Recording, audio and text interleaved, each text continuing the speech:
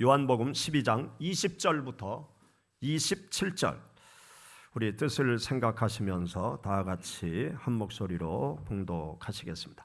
명절에 예배하러 올라온 사람 중에 헬라인 몇이 있는데 그들이 갈릴리 벳세데 사람 빌립에게 가서 청하여 이르되 선생님이여 우리가 예수를 배웠고자 하나이다 하니 빌립이 안드레에게 가서 말하고 여쭈니 예수께서 대답하여 이르시되 인자가 영광을 얻을 때가 왔도다. 내가 진실로 진실로 너희에게 이르노니 한 알의 밀이 땅에 떨어져 죽지 아니하면 한 알 그대로 있고 죽으면 많은 열매를 맺느니라. 자기의 생명을 사랑하는 자는 잃어버릴 것이요 이 세상에서 자기의 생명을 미워하는 자는 영생하도록 보존하리라. 사람이 나를 섬기려면 나를 따르라. 나 있는 곳에 나를 섬기는 자도 거기 있으니 사람이 나를 섬기면 내 아버지께서 그를 귀히 여기시리라. 지금 내 마음이 괴로우니 무슨 말을 하리요. 아버지여 나를 구원하여 이때를 면하게 하여 주옵소서. 그러나 내가 이를 위하여 이때에 왔나이다. 아멘. 할렐루야. 감사합니다.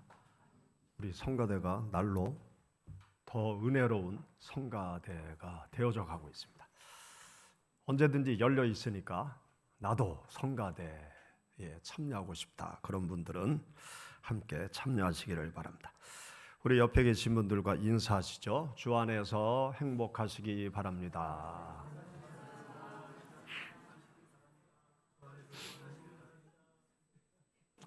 하나님께서 여러분과 가정 가운데 강건함으로 평강의 축복으로 함께 하시길 축원합니다.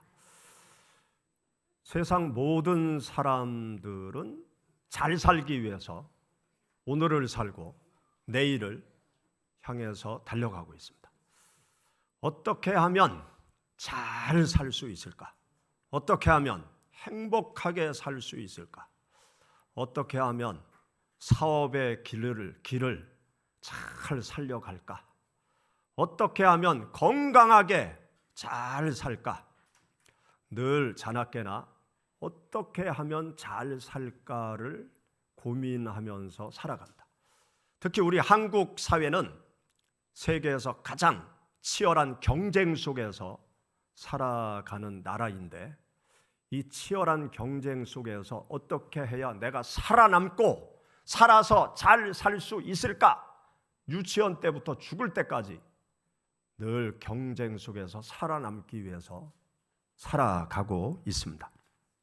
이렇게 세상 사람들은 잘 살기 위해서 달려가요. 또 어려울수록 더 잘 살려고 발버둥을 치고 있죠. 이렇게 세상 모든 사람들이 살기 위해서 달려갈 때 우리가 믿는 예수님은 죽기 위해서 살아가셨습니다. 어떻게 하면 죽을까? 그것을 생각하시면서 평생 살아가신 분이 우리가 믿는 예수 그리스도십니다. 우리가 함께 읽은 여기 본문 말씀은 예수님께서 왜 이 세상 가운데 오셨는지 그것을 아주 명확하게 예수님 당신 자신이 우리들에게 가르쳐준 말씀입니다. 오늘 대표기도 하신 집사님이 종려주일 말씀하셨잖아요. 오늘 예수님께서 예루살렘으로 나귀를 타고 입성을 하셨습니다. 예수님께서 나귀를 타고 예루살렘으로 입성을 하실 때 많은 이스라엘 백성들은 예수님을 왕처럼 환호했어요.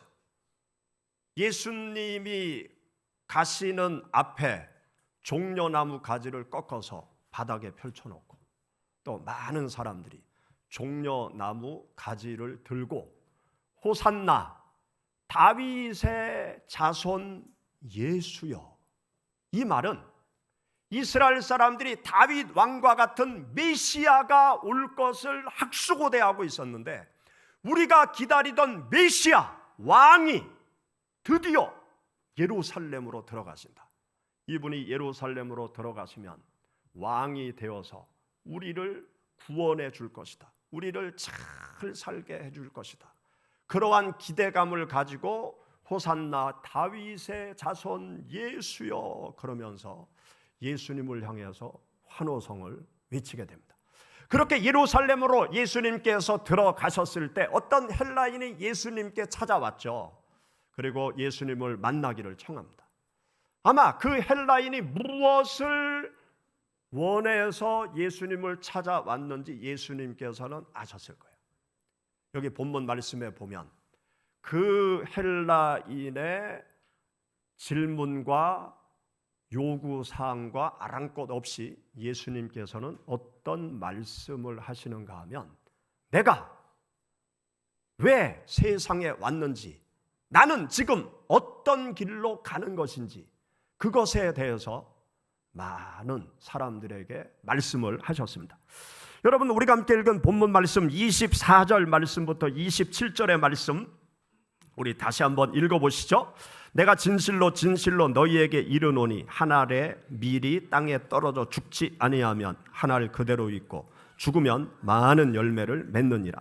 자기 생명을 사랑하는 자는 잃어버릴 것이요 이 세상에서 자기 생명을 미워하는 자는 영생하도록 보존하리라. 사람이 나를 섬기려면 나를 따르라. 나 있는 곳에 나를 섬기는 자도 거기 있으리니 사람이 나를 섬기면 귀 여기시리라. 지금 내 마음이 괴로우니 무슨 말을 하리요. 아버지여 나를 구원하여 이때를 면하게 하여 주옵소서. 그러나 내가 이를 위하여 이때 왔나이다. 여기 말씀에 보면은요 24절에 죽으면 많은 열매를 맺느니라. 25절 하반절에 자기의 생명을 미워하는 자는 영생하도록 보존하리라.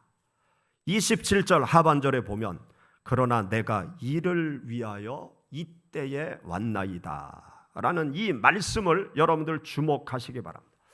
죽으면 많은 열매를 맺는다.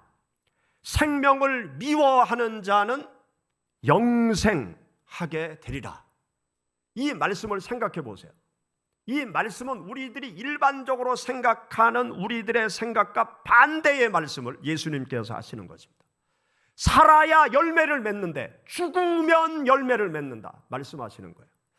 자기의 생명을 사랑해야 영원히 살 수 있는데, 오래오래도록 살 수 있는데, 자기의 생명을 미워하는 자가 생명을 보존하게 될 것이다. 우리가 생각하는 생각과 반대의 말씀을 하시면서 예수님은 내가 이를 위하여 이때 왔나이다. 죽어서 열매 맺기 위해서 왔고 내 생명을 죽여 영생하도록 하기 위해서 왔다. 이것을 위해서 내가 세상에 왔다. 그렇게 예수님께서 지금 말씀을 하시는 것입니다. 우리가 믿는 예수님은 이 땅에서 살기 위해서 오신 분이 아니에요. 백성들은 예수님이 왕이 되어서 우리를 잘 살게 하기를 간절히 학수고대하고 있었어요. 그런데 나는 왕이 되어서 잘 살게 하기 위해서 온 것이 아니고 나는 죽어서 많은 영생의 열매를 맺기 위해서 왔다. 예수님께서 그 말씀을 하시는 거예요. 백성들은요 예수님이 지금 무슨 말씀을 하는지 도대체 이해를 하지 못해요. 제자들도 이해를 하지 못해요. 아니 살아야 되는데, 살아서 새로운 나라를 세워야 되는데 왜 죽어야 된다고 말씀을 하시는지, 죽음의 길로 가야 된다고 말씀을 하시는지, 내 생명을 미워하고 영생을 주기 위해서 왔다고 말씀하시는지 제자들은 이해를 하지 못합니다.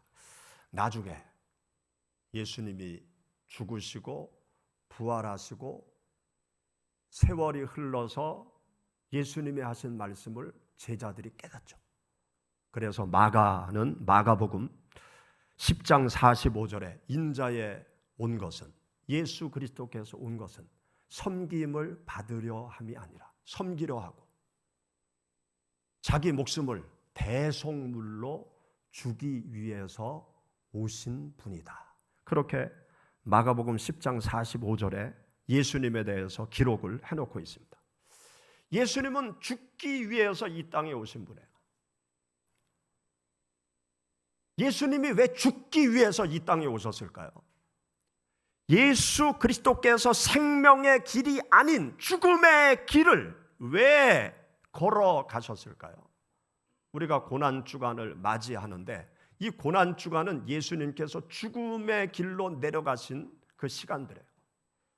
죽음의 고통의 자리를 향해서 발걸음을 한 걸음 한 걸음 떼신 시간이 고난주간이 있습니다. 예수 그리스도께서는 왜 죽음의 길로 가셨느냐? 죽음으로 많은 열매를 맺는 길을 찾아가신 거예요.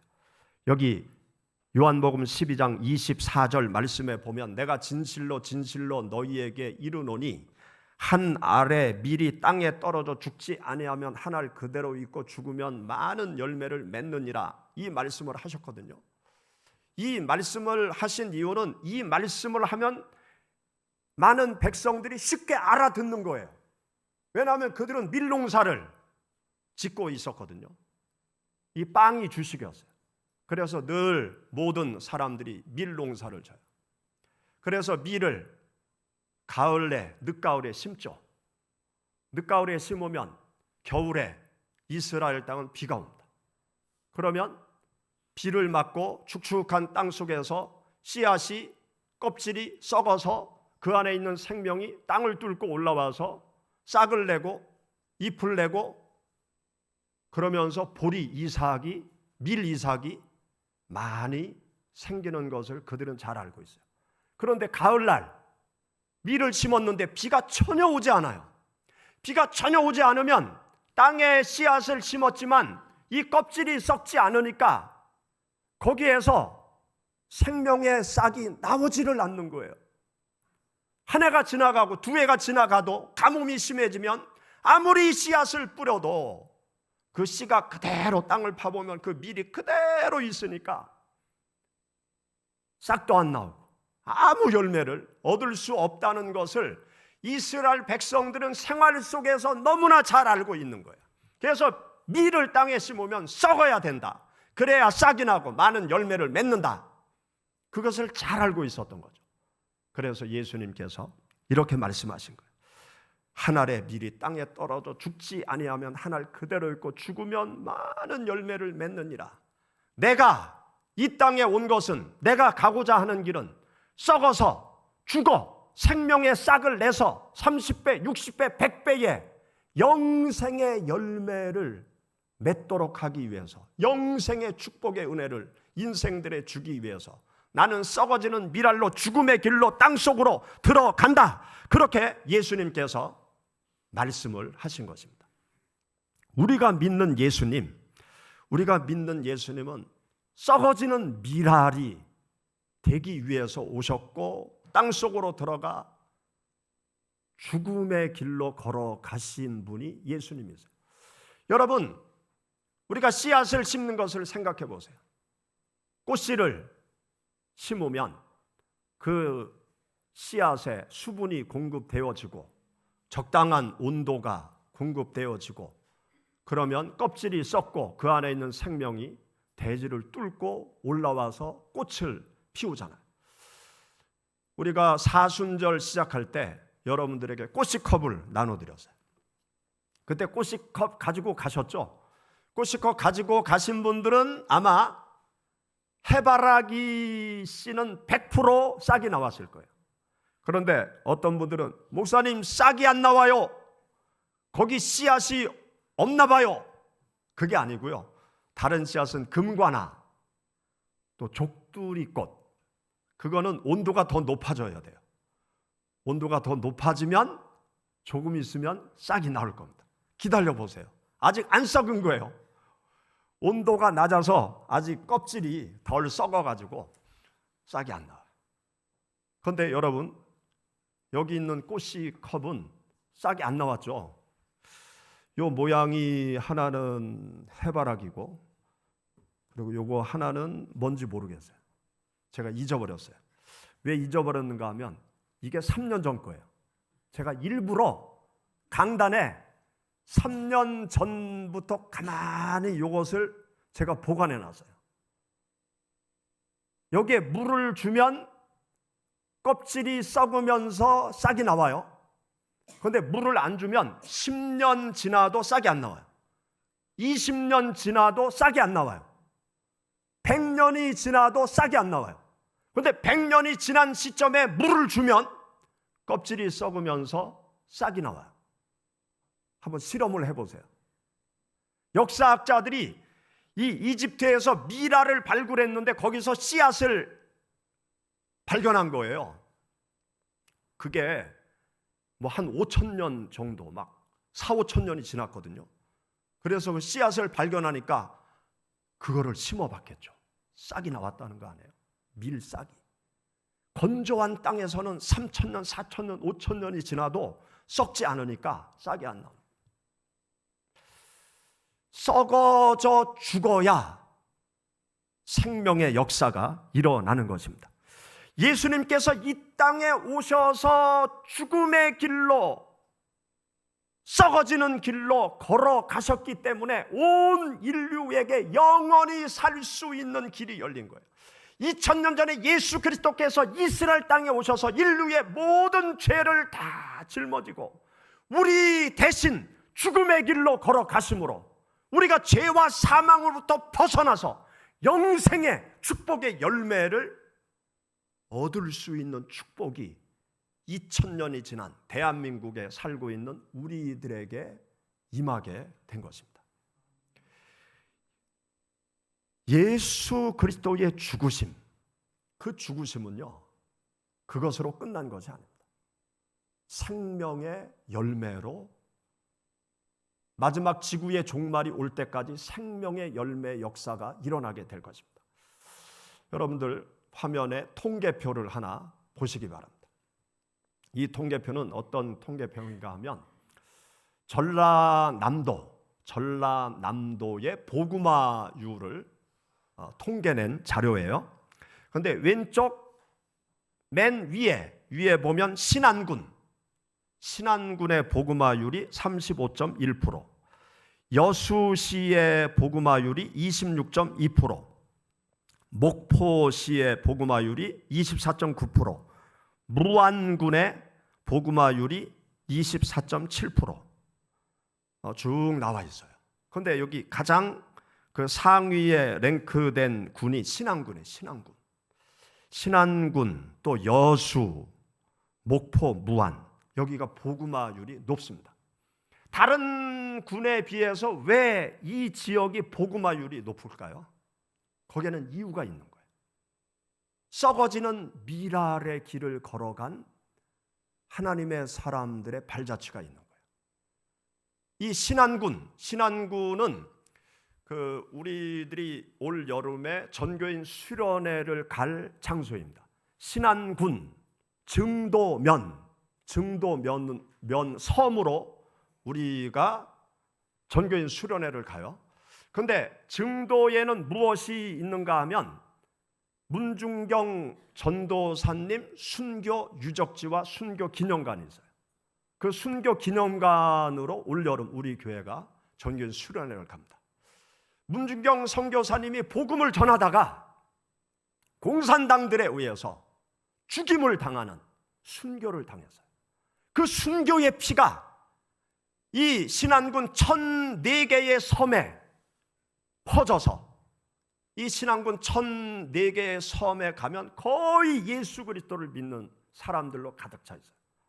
그래서 이 신안군 그 섬에 가보면 소학도라는 데 가면 거기에 12사도길을 만들어 놨어요.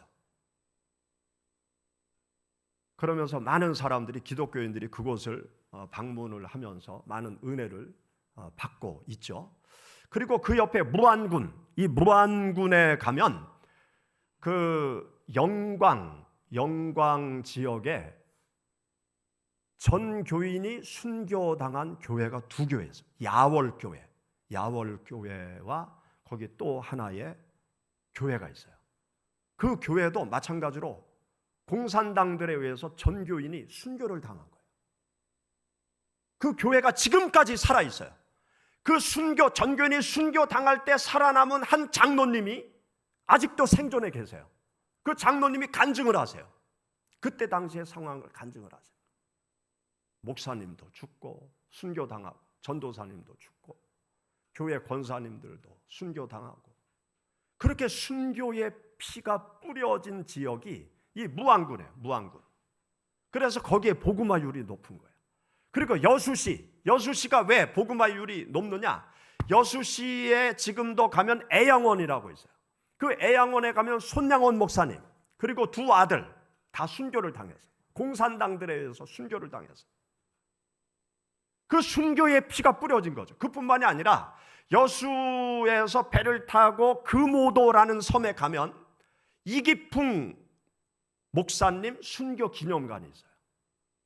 제가 그 이기풍 목사님 선교 기념관에 가 보았는데 거기에 이기풍 선교사님이 생전에 읽던 성경, 뭐 신발, 옷 그런 도구들이 거기에 조그맣게 박물관을 만들어서 전시해 놓고 있습니다. 그분은 신사참배 반대하다가 순교를 당해서 거기에서 마지막 목회를 하시다가 마지막 순교를 당하신 그런 장소예요. 그러한 믿음의 선조들의 순교의 피가 그 지역에 뿌려져 있는 거예요. 그 순교의 피가 헛되게 사라지는 것이 아니고 세월 속에서 생명의 씨앗이 살아 움직여 꽃을 피우고 30배, 60배, 100배의 열매가 맺혀지고 있는 그 현장을 전라남도 그 지역에 가면 우리가 느낄 수가 있는 것입니다. 썩어지는 미라를 통해서 많은 구원의 열매가 맺혀지는 거죠. 죽음의 길로 걸어가는 예수 그리스도의 그 길을 제자들이 걸어가고 믿음의 후손들이 걸어가서 복음이 우리에게까지 전달되어지고 많은 사람들이 예수 그리스도를 믿고 생명을 얻는 놀라운 일들이 지금도 벌어지고 있는 것입니다. 제가 수년 전에 폴란드 아이슈비츠 포로 수용소에 간 적이 있습니다. 독일 집회를 갔다가 목사님께 부탁을 했어요. 제가 꼭 가고 싶은 곳이 있다. 어디냐고. 폴란드 아이슈비츠 포로 수용소에 가고 싶다고. 그래서 장거리지만 그 목사님하고 아내하고 같이 방문을 했습니다. 제가 거기에 갔을 때 사진을 찍은 것이 있는데요. 저기 보면 아이슈비츠 포로 수용소 울타리 이중으로 쫙 돼 있더라고요. 그런데 한쪽에서는 고압선이 흘러가도록 그렇게 장치를 해놨다고 그래요. 탈출을 못하도록. 그리고 그 안에 들어가면 여러 건물들이 아주 많아요.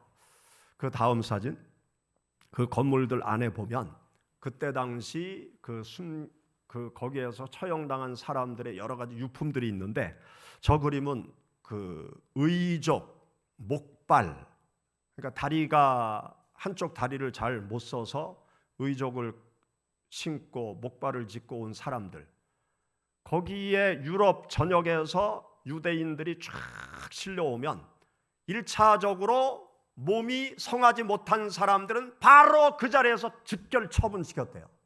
그냥 죽이는 거죠. 그리고 그 다음 사진에 보면 많은 여성들의 머리빗, 저 사람들이 저거 머리빗 한 사람이 하나씩밖에 없었겠죠. 그 수많은 여성들이 저기에서 다 죽어간 거예요. 그 머리빗을 이렇게 모아놨더라고요. 그리고 또 한쪽 그 복도에 가니까 그 사람들의 사진을 그 포로 수용소에 들어온 사람들의 사진 같아요.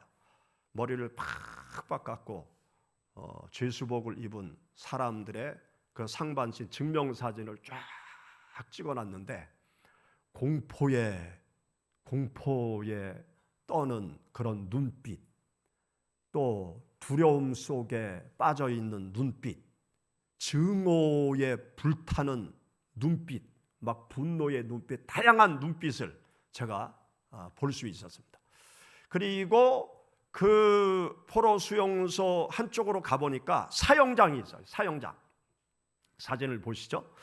양쪽에 이렇게 막사가 있으면 그 막사 저 뒤쪽에 벽이 하나 있는데 그 벽에 벽에 사람을 세워놓고 사형을 시키는데 어떤 사람들을 사형시키는가 하면 탈출하다가 붙잡히면 저기에 세워놓고 양쪽 막사에서 다 죄수들이 보는 앞에서 총살을 시켜 죽이는 거예요.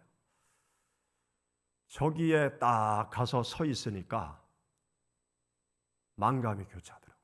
그 벽을 자세히 가까이 가서 보니까 여기저기 총자국 같은 것이 그냥 있어요.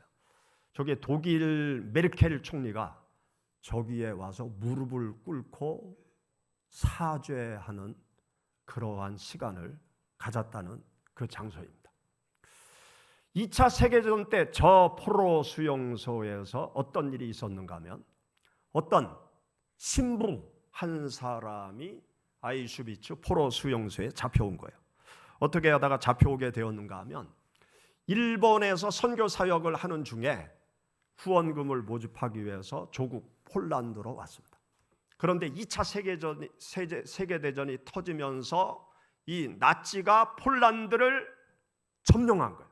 갑작스럽게 공격해서 폴란드를 점령해서, 그리고 유대인들을 막 잡아서 포로 수용소로 넘기는 일을 했습니다.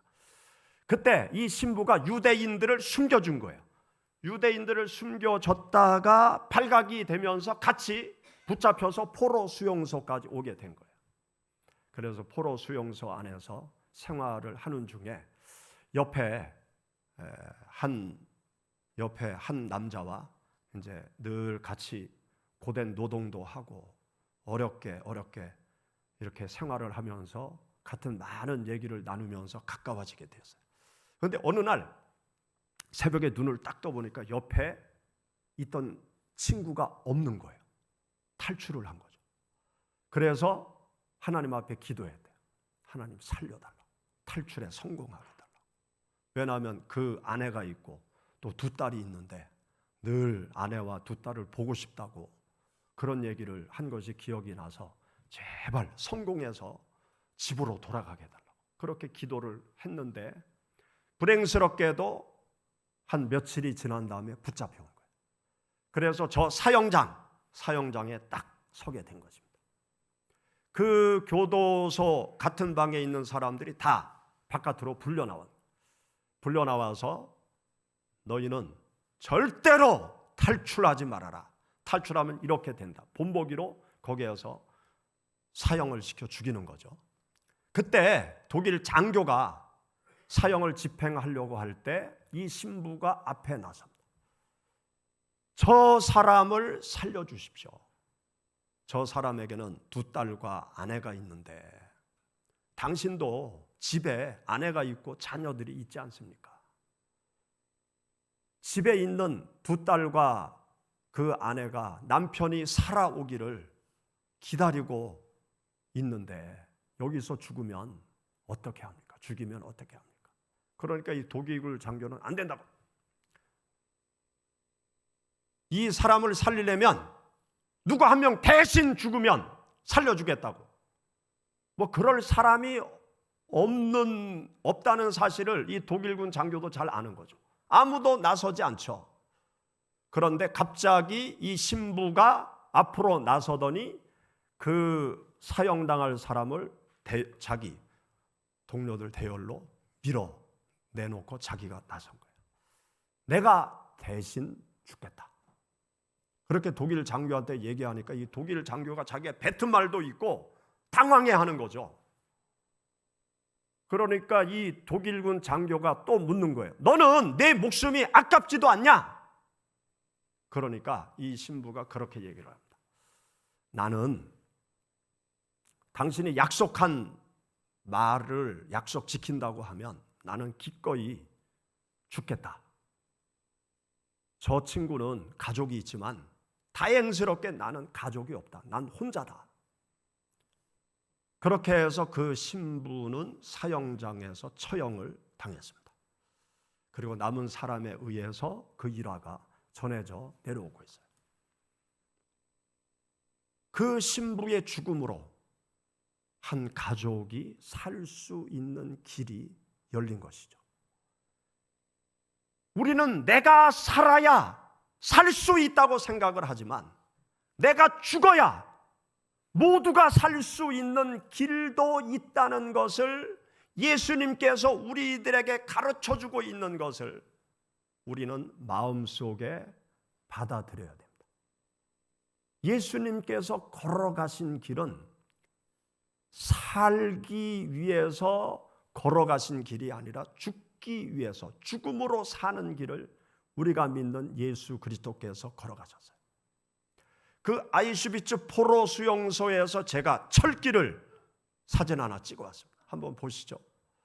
또 다른 포로 수용소로 갔습니다. 거기에는 철길이 쫙 나 있는 거예요.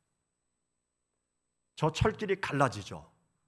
하나는 고향으로 가는 길, 하나는 아이슈비츠 형무소로 들어가는 그 철길입니다.